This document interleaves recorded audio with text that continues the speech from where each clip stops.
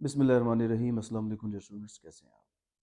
हमारा आज का जो ये लेक्चर है, ये सिविल जज और जुडिशल मजिस्ट्रेट के हवाले से जो पोस्ट केपी के जुडिशरी में अनाउंस हुई है उसके हवाले से है। कि बहुत से वो स्टूडेंट्स जो ऑलरेडी हमसे प्रिपरेशन कर रहे हैं और ऐसे बहुत से लोग जो पिछली बार अल्हम्दुलिल्लाह हमारी एकेडमी से पढ़कर रिकमेंड हुए थे, उनकी रिकमेंडेशन पर और बहुत से लोग जो कॉन्टैक्ट कर रहे हैं कि सर इस हवाले से आप हमें गाइड करें। ऑल दो जो इसकी ऑफिशियल एडवर्टाइजमेंट है वो अभी तक नहीं आई। 1 से 2 दिन में इसकी जो ऑफिशियल एडवर्टाइजमेंट है वो पब्लिश हो जाएगी। लेकिन फर्दर इसके हवाले से जो लोग इंतज़ार कर रहे हैं कि वो सिविल जज ऑब्लिक जुडिशल मजिस्ट्रेट केपी के जुडिशरी के हवाले से अप्लाई करें, तो उनको तमाम जो बेसिक इन्फॉर्मेशन है वो इस लेक्चर के ज़रिए से मैं प्रोवाइड कर दूँगा इंशाल्लाह। और नेक्स्ट इसमें यह है कि मंडे से ऑनवर्ड, मंडे को इसका पहला हमारा प्रिपरेटरी सेशन होगा, इंट्रोडक्टरी सेशन, जिसके अंदर हम तमाम चीज़ें डिस्कस करेंगे। स्टडी मैप और जो तमाम चीज़ें हैं वो क्लियर की जाएंगी लोगों के साथ कि किस तरह वो अपनी तैयारी को कम वक्त में कर सकते हैं, क्योंकि यहाँ पर एक्सपेक्टेड है कि 3 to 4 मंथ के अंदर एग्ज़ाम कंडक्ट किया जाएगा। और टोटल 8 पेपर्स, इनको 3 to 4 मंथ्स में अगर कवर करना है तो किस तरह कवर किया जाएगा, कौन कौन सी ऐसी चीज़ें हैं जो आप फोकस जिस पे करें और जिसके साथ आप तैयारी करें। और अगर कोई शख्स तेज़ और जल्द तैयारी करना चाहता है तो उसका क्या तरीकाकार है। तो इस हवाले से एक सिंपल सी चीज़ मैं आप लोगों को बताता चलूँ कि हमने बेसिकली ये किया है कि जो ऑलरेडी हमारे रिकॉर्डेड सेशंस हैं सिविल जज और जुडिशल मजिस्ट्रेट केपीके के हवाले से, हमारे जितने स्टूडेंट्स हमारी इस प्रिपरेटरी क्लास का हिस्सा बनेंगे, इसलिए कि वो लोग अपनी तैयारी को बेहतर तरीके से और टाइम को ज़ाया किए बगैर वो मुकम्मल उसको तैयार कर सके।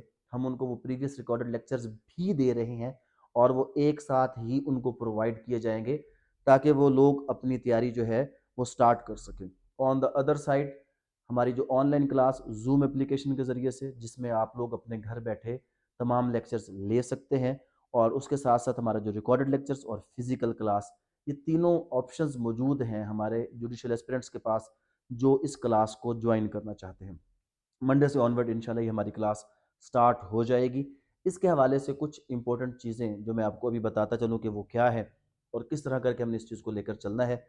यहाँ पर एक और चीज़ मैं आपको बता दूँ, हमेशा हम लोग ये कहते थे और आप लोगों को बताते थे कि जब आप जुडिशरी की तैयारी करते हैं तो दो बहुत से भी ज़्यादा इंपॉर्टेंट चीज़ें, आपकी हैंड राइटिंग और आपका इंग्लिश ग्रामेटिकल राइटिंग स्किल्स। तो उसके बारे में कुछ लोगों का ये ख्याल था शायद कि ये चीज़ें इस लेवल पर नहीं देखी जाती। बट उन तमाम लोगों के लिए कि जो इस बार एडवर्टाइजमेंट आई है, उस एडवर्टाइजमेंट के अंदर अगर मैं आपको इसकी दो कंडीशंस पढ़ के सुनाऊं तो शायद आपको अंदाज़ा हो जाए कि इसको प्रॉपर वेटेज दी गई है। जैसा कि यहाँ पे कहा गया, if a candidate's handwriting is not easily legible, deduction which may be considered suitable may be made on this account from the total marks scored by him her। तो इट मीन्स कि अगर किसी की हैंड राइटिंग वीक है तो उस हवाले से क्या होगा, उसके पर्टिकुलर नंबर्स जो है वो उसके टोटल में से माइनस कर दिए जाएंगे। तो क्या हैंड राइटिंग बेहतर बनाई जा सकती है? इसके लिए हमने एक हैंड राइटिंग बुक इंट्रोड्यूस करवाई है कि जहाँ पर हम अपने वो बच्चे कि जिनकी हैंड राइटिंग वीक है उनके लिए एक अलग से सेशन स्टार्ट कर रहे हैं ताकि वो अपनी हैंड राइटिंग को इम्प्रूव कर सकें। फिर further credit will be given to for good English including orderly, effective and exact expression combined with the economy of words in all subjects of the examination and not only in the subject which are specially devoted to English। तो जो English grammar skills को हर paper में weightage दी जाएगी, ना सिर्फ English के paper में बल्कि आपके लॉ के पेपर में भी ये देखा जाएगा कि क्या आपकी इंग्लिश राइटिंग स्किल्स, आपके ग्रामेटिकल स्किल्स, आपका ऑर्डर, आपका सेंटेंस स्ट्रक्चर उस काबिल है या नहीं है। तो इट मीन्स कि ये दोनों चीज़ें इंतहाई अहम है और इनको प्रॉपर वेटेज दी गई है। तो इस मकसद के लिए जो बच्चे हमें अभी ज्वाइन करेंगे, हम उनको इंग्लिश मेड ईजी के अपने लेक्चर सीरीज अलाउ कर रहे हैं जो इन बेसिक इंग्लिश ग्रामेटिकल स्किल्स को इम्प्रूव करने के लिए, कम वक्त में इम्प्रूव करने के लिए इंतहाई फ़ायदेमंद है। तो यहाँ पर जो तैयारी का तरीकाकार होगा वो कुछ इस तरह होगा कि जो बच्चे हमें ज्वाइन करेंगे उनको हम पहले ही दिन अपने रिकॉर्डेड लेक्चर, जो ऑलमोस्ट 80% से ज़्यादा सिलेबस रिकॉर्डेड फॉर्म में है, वो उनको दिया जाएगा। तो क्या इसका मतलब है कि हम ऑनलाइन क्लास या रेगुलर क्लास नहीं लेंगे? हरगिज़ ऐसा नहीं है। Online class regular class routine के मुताबिक होगी और इन तमाम बच्चों को वो तमाम जो लेक्चर्स हैं वो अलग से भी प्रोवाइड किए जाएंगे। तो इस तरह जो तैयारी होगी वो दो तरीके से हो जाएगी। डेली बेस्ड टेस्ट होगा और उसके बाद जैसे सब्जेक्ट कंक्लूड होगा उसकी बेस पर पेपर्स होंगे। और क्योंकि यहाँ पर एक और बहुत इंपॉर्टेंट चीज़ मैं लोगों को बताता चलूँ, केपी के जुडिशरी के पेपर्स के हवाले से बेयरक्स अलाउड होते हैं। जो हमारे लॉ के 5 पेपर्स हैं वहाँ पर बेयरक्स अलाउड होंगे, इस्लामिक जूरिस्प्रूडेंस को छोड़ के, क्योंकि वहाँ पे कोई बेयरक्स नहीं है। तो अब यहाँ पे एक और स्किल कि अगर आपको ये पता हो कि आपने बेयर एक्ट को यूज़ कैसे करना है, तो इससे आपका जो एक प्रेशर है, बर्डन है चीज़ों को मेमोराइज करने का, वो काफ़ी हद तक कम हो जाएगा। लेकिन बेयर एक्ट को यूज़ करना एक बहुत बड़ी स्किल है, और वो स्किल किस तरह हम काम में लाएंगे, यहाँ पर हमारे तमाम लेक्चर्स में पर्टिकुलरली इस चीज़ पे खसूसी फोकस दिया जाएगा, जिस मकसद के लिए हम लोगों को ये सिखाएंगे जो हमारे स्टूडेंट्स होंगे कि बेयर एक्ट से किसी भी क्वेश्चन को सर्च आउट किस तरह करना है, कम वक्त में कैसे उससे हेल्प लेनी है, और वो हेल्प इस तरह कैसे ली जाए कि जिसमें आप लोग ओवरऑल पेपर को अच्छे तरीके से अटेम्प्ट कर सकें। यहाँ पर अब कुछ और चीज़ें जो मैं आपको बताता चलूँ इस पोस्ट के हवाले से, उसमें जो सबसे पहली चीज़ है, इसकी जो लास्ट डेट डिफाइन की जा रही है वो बेसिकली 18 अप्रैल 2023 है। इसमें जो लास्ट डेट है वो 18 अप्रैल है 2023, और इसी को कट ऑफ डेट भी कहा गया। कट ऑफ डेट का मतलब क्या है कि यहाँ पर जो एज लिमिट है आपके लिए वो मैक्सिमम 32 ईयर्स है, जो कि स्टार्टिंग फ्रॉम कहाँ से है, 23 से। 23 से 32 ईयर्स इसमें एज है, और आपकी एज 32 ईयर्स इस डेट तक, अगर इस डेट आप 32 ईयर्स से एक्सीड कर जाएंगे तो उस सूरत में आप इसके लिए क्वालिफाइड नहीं होंगे। उसके अलावा ये जॉब लाइसेंस होल्डर्स जितने भी लोग हैं वो अप्लाई कर सकते हैं जिनका 2 ईयर्स का प्रैक्टिस है। मजीद यहाँ पर एज में रिलैक्सेशन है 2 ईयर्स की उन लोगों को कि जो जॉब होल्डर्स हैं और थ्रू प्रॉपर चैनल आते हैं, या जो बार एट ला करके आते हैं और उनकी बार की प्रैक्टिस अगर उसमें 2 साल तक की है तो उसको एक्सक्लूड करके 2 साल सर्टन लोगों को जो है वो इसमें रिलैक्सेशन एज की दी जा सकती है, और रिक्वायरमेंट के लिए 2 ईयर्स की प्रैक्टिस का होना ज़रूरी है। यहाँ पर एक चीज़ और जहन में रख लें कि वो लोग जो सर्विंग पर्सन है डेफिनेटली वो लाइसेंस होल्डर नहीं होंगे, लेकिन अगर वो थ्रू प्रॉपर चैनल अप्लाई करना चाहें तो वो भी इस पोस्ट के लिए अप्लाई कर सकते हैं। फर्दर यहाँ पर मेल और फीमेल दोनों के लिए पोस्ट है, और इसके हवाले से मज़ीद इंफॉर्मेशन कि किस तरह करके हम इसको आगे लेकर चलें, कौन कौन सा इसका सिलेबस होगा और क्या, सबसे पहली जो ज़रूरी चीज़ है आपने ये कट ऑफ डेट देखनी है 18 अप्रैल, एज लिमिट को देखना है, और आप लाइसेंस होल्डर जब होंगे तो डेफिनेटली आपका एलएलबी का पास किया होना, इसमें एलएलबी की कोई परसेंटेज रिक्वायर्ड नहीं है। आप डिग्री होल्डर हैं और लाइसेंस होल्डर अगर आप हैं तो आप इस पोस्ट के लिए एलिजिबल हैं। टोटल नंबर ऑफ पोस्ट 84 है, जिसमें कुछ ओल्ड लेफ्ट ओवर पोस्ट भी हैं और कुछ जो है वो वेकेंट पोस्ट है। टोटल इसमें जो न्यू पोस्ट के साथ मिलाकर 73 फ्रेश और 11 लेफ्ट ओवर, तो 73 फ्रेश प्लस 11 लेफ्ट ओवर है।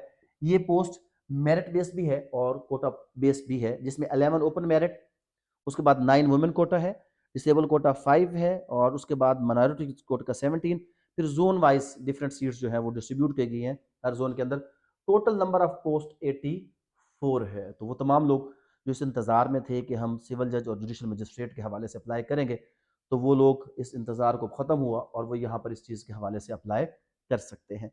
फर्दर इसके सिलेबस के हवाले से, इसकी तैयारी के हवाले से जो इम्पोर्टेंट चीज़ें हैं वो क्या है, कौन कौन से पेपर, कितनी इसकी पासिंग परसेंटेज, क्या इसका तरीकाकार होगा। तो टोटल इसमें जो नंबर ऑफ पेपर्स हैं वो 8 पेपर्स होंगे आपके, और उसमें जो मार्क्स हैं वो 850 मार्क्स हैं।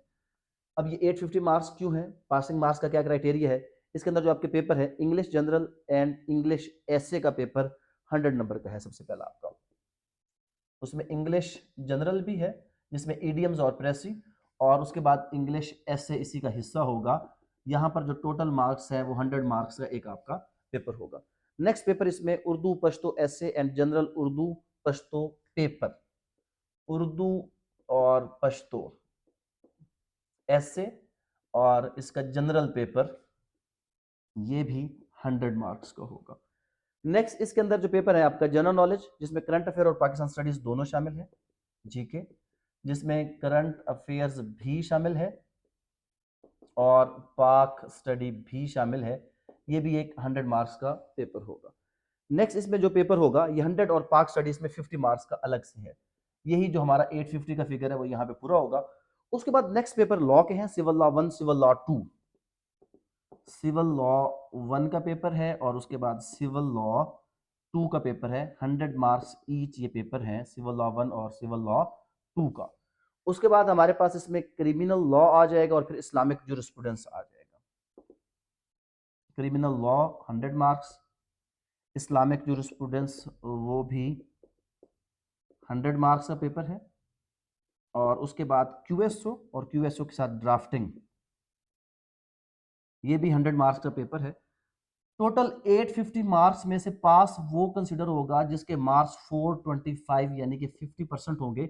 बट एक रिलैक्सेशन यहाँ पे है, और वो बहुत बड़ी रिलैक्सेशन है, कि अगर किसी भी सिंगल पेपर में आपके 33 पेपर हैं तो आप उसमें पास कंसिडर होंगे, लेकिन ओवरऑल जो आपकी एग्रीगेट है, अगर फॉर एग्जांपल एक पेपर में आप 33 नंबर भी ले लेते हैं और दूसरे पेपर में आप 70 मार्क्स लेते हैं, तो इन दोनों की एग्रीगेट आपकी क्या बन गई, 50% प्लस बन गई। तो यहाँ पे ओवरऑल आपकी जो एग्रीगेट है वो 50% प्लस होनी चाहिए, लेकिन एक सिंगल पेपर में आपको 33% लेने हैं, और इसमें जो उसके बाद वाइवा वोस होगा उसमें आपके लिए 30 नंबर वाइवा में लेना आपके लिए ज़रूरी है।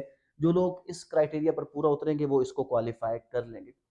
और बेरख की मौजूदगी में यहाँ पर अगर हम देखें तो कोई इतना बड़ा टास्क नहीं है, और अगर यहाँ पर कुछ पेपर तो उसमें 33 नंबर लेना भी इतना बड़ा टास्क नहीं है, लेकिन उस शख्स के लिए कि जिसकी हैंड राइटिंग और इंग्लिश ग्रामर अच्छी है। मैं हमेशा कहता हूँ कि जब भी कोई बच्चा मेरे पास कम्पिटिटिव एग्जाम के लिए आता है तो मेरा पहला क्वेश्चन यही होता है कि आपकी हैंड राइटिंग कैसी है और आपकी राइटिंग स्किल। अगर किसी बच्चे की हैंड राइटिंग और राइटिंग स्किल अच्छी है, उसको इंग्लिश ग्रामर पे अबूर है, तो मैं कहता हूँ कि 50% आपने पेपर अपना तैयार कर लिया। फर्दर 50% इस मटेरियल के ऊपर डिपेंड करेगा, जिसका सबूत अब इस पेपर में और इस एडवर्टाइजमेंट में आपको मिल गया। तो ये ओवरऑल इसका सिलेबस है, इसका तरीकाकार मैंने आपको बता दिया कि हम इसमें जो अपने स्टूडेंट्स को लेकर चलेंगे, इसके हवाले से पर्टिकुलर जो नोट्स हैं वो भी प्रोवाइड किए जाएंगे। और नोट्स का बेसिक मकसद क्या, बेयर एक्ट के साथ नोट्स की ज़रूरत होती है, तो मैं सिंपल आपको यही बताऊंगा कि बेयर एक्ट को सिर्फ और सिर्फ हम इसलिए इस्तेमाल करते हैं कि वहाँ से रेलिवेंट प्रोविजन लें, और बाकी उसका जो क्वेश्चन हमने फ्रेम करना होता है वो अपने तरीके से जनरल एक चीज़ क्लियर करें।